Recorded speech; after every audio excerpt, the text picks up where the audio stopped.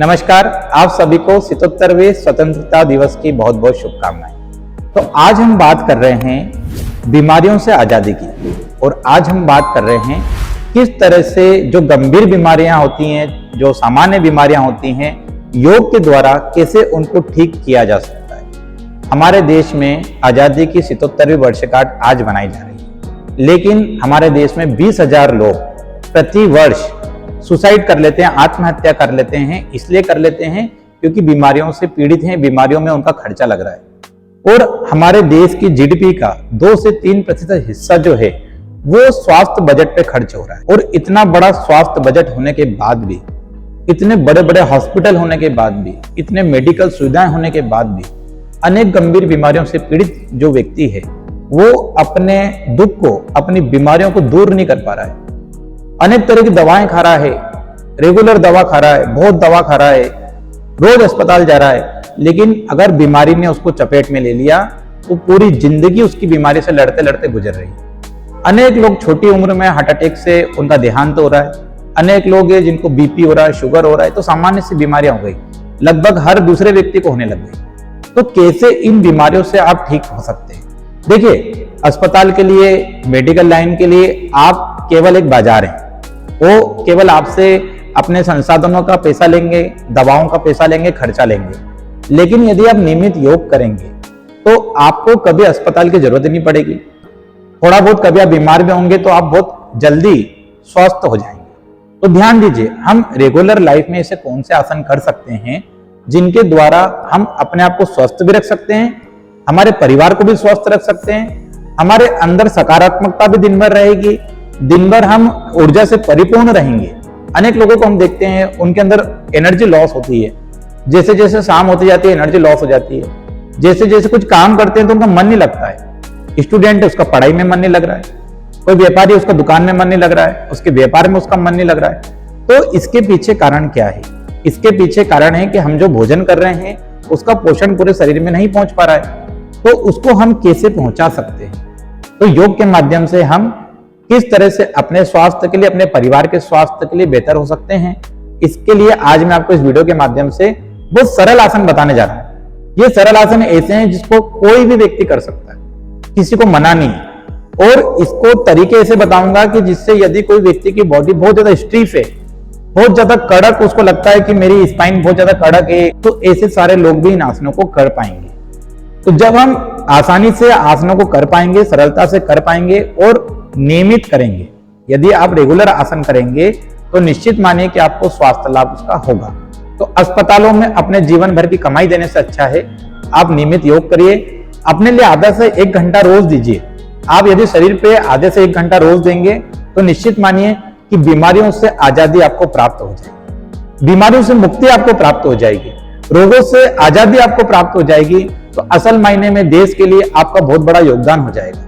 ये इतना बड़ा जो जीडीपी का 3% हिस्सा जो खर्च हो रहा है, ये खर्चा देश का बचने लग जाएगा। तो आज हम आपको बताने जा रहे हैं ऐसे सरल योगासन जिनको आप नियमित कर सकते हैं। और यदि आपने नियमित आधा घंटा 1 घंटा इनको कर लिया, इन आसनों को, तो निश्चित मानिए कि आपका कभी भी बीमार नहीं होंगे। और यदि बीमार हो जाएंगे तो बहुत जल्दी से रिकवरी आपकी हो जाएगी। तो ये सरल आसन कोई भी व्यक्ति कर सकता है और इसके लिए आपको कोई खर्चा करने की जरूरत नहीं है। एक दरी ले सकते हैं और अपने घर पे भी आप इसको कर सकते हैं। तो इन आसनों को देखिए कैसे आपको करना है, लेकिन ध्यान दीजिए, यदि आप इन आसनों को करना चाहते हैं तो उसके पहले आपको सूक्ष्म व्यायाम करना होगा। और सुबह के समय यदि आप आसन करेंगे तो बहुत ही अच्छा आपके लिए है। किसी कारण आपको सुबह टाइम नहीं मिलता है तो शाम को भी आसन कर सकते हैं। तब आपको 2.5 घंटे का गैप रखना है खाने के बीच में और आसन के बीच में। तो आइए अब शुरुआत करते हैं आसनों की। तो सबसे पहले हम सूक्ष्म व्यायाम कर लेंगे। सूक्ष्म व्यायाम करने के लिए हमको गर्दन को क्या करेंगे, अप एंड डाउन करेंगे, श्वास लेते हुए ऊपर, छोड़ते हुए नीचे, इसी 10 बार आवृत्ति करेंगे। फिर क्लॉकवाइज गर्दन को घुमाएंगे, 10 बार हम क्लॉकवाइज गर्दन को घुमाएंगे, 10 बार फिर एंटी क्लॉकवाइज गर्दन को घुमाएंगे। उसके बाद क्या करेंगे, शोल्डर को भी घुमाएंगे। देखिए ये इस तरह से दोनों कोनों को जोड़ते हुए श्वास को लीजिए, यहां तक जोड़ेंगे, जब श्वास को खाली करिए। इस तरह से शोल्डर को भी घुमाएंगे। तो 10 बार क्लॉकवाइज घुमाएंगे, 10 बार एंटी क्लॉकवाइज घुमाएंगे। इस तरह से लगातार पहले शरीर को तैयार करेंगे सूक्ष्म व्यायाम के माध्यम से। उसके बाद कोहनियों को सीधा करेंगे। देखिए इस तरह से श्वास को छोड़ते हुए नीचे, लेते हुए अंदर, छोड़ते हुए बाहर, लेते हुए अंदर। इसकी भी 20 बार के लगभग आवृत्ति करेंगे, रिपीट करेंगे। उसके बाद हमको क्या करना है कि ये हमने क्या करा, अपनी गर्दन को तैयार कर लिया, शोल्डर को तैयार कर लिया। फिर खड़े होकर अपनी कमर को घुमाएंगे। पैरों के लिए थोड़ा सा देखिए, पैरों के लिए क्या करेंगे आप, पैरों को सीधा कर लेंगे, दोनों अंगूठे का सपोर्ट देंगे, घुटने को नीचे से लॉक करेंगे और धीरे धीरे अपने पैरों को सीधा करेंगे, घुटनों को सीधा करेंगे। देखिए ये घुटने को सीधा करने के साथ साथ आप पंजों को ऊपर की ओर धक्का दे सकते हैं फेस की तरफ। इस तरह से आपने 20 बार एक पैर को किया, 20 बार दूसरे पैर को कर सकते हैं, एक जैसा संतुलन के साथ में। यदि आप क्लॉकवाइज करें 10 बार तो एंटी क्लॉकवाइज 10 बार, यदि एक पैर को उठाएं 10 बार तो दूसरे पैर को 10 बार, एक हाथ को यदि 10 बार करें दूसरे हाथ को 10 बार। तो इस तरह से आपको अपने आप को पहले तैयार कर लेना है। अब आती है आसनों की बात। तो आसनों के लिए भी सबसे पहले तितली आसन करेंगे, बहुत सरल आसन।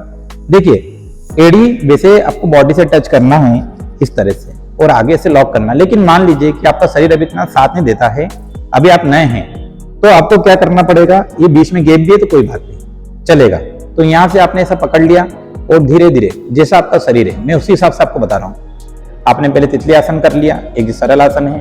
फिर उसके बाद आपने क्या करा, आराम से जमीन पे लेट गए, पीठ के बल लेट गए।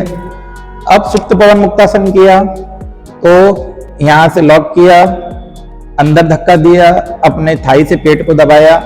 अभी उनके हिसाब से जैसे कोई को गर्दन में दर्द है, पीठ में दर्द है, तो उनको ऐसा करना। देखिए पंजे कैसा है, पंजा डाउन है, नीचे की तरफ है। यदि आपको लगता है कि आपकी गर्दन में कोई दिक्कत नहीं है, आपकी पीठ में कोई दिक्कत नहीं है, तो आप इसे उठा के छत को देखते हुए चीन को घुटने से टच कर सकते हैं। तो ऐसा एक पैर से 10 बार करें, फिर दूसरे पैर से 10 बार करें। ऊपर आएंगे तो श्वास को छोड़ते हुए, नीचे जाएंगे तो श्वास को लेते हुए। ऊपर आए, श्वास को छोड़ते हुए, नीचे गए, श्वास को लेते हुए। तो इस तरह से आपने सुप्त पवन मुक्तासन किया। फिर पवन मुक्तासन कर सकते हैं, वो भी तरीका यही, दोनों पैरों का अपन ने अंदर लिया, यहाँ लॉक लगाया। यदि आपको गर्दन में दिक्कत है तो केवल थाई से पेट को दबाएं। जितनी भी अपान वायु गैस्ट्रिक समस्याएं होती है उसमें निदान के लिए बहुत अच्छा आसन है। और यदि आपकी गर्दन में कोई दर्द नहीं है, बैक पेन नहीं है, तो आप इसे उठा के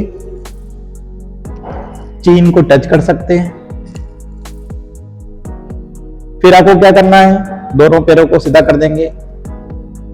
अब यहां से आपको जाना है अर्ध हलासन में। तो पहले श्वास ले लीजिए 5, एक आसन से दूसरे आसन में जाने के बीच में 5 श्वास आपको लेनी है।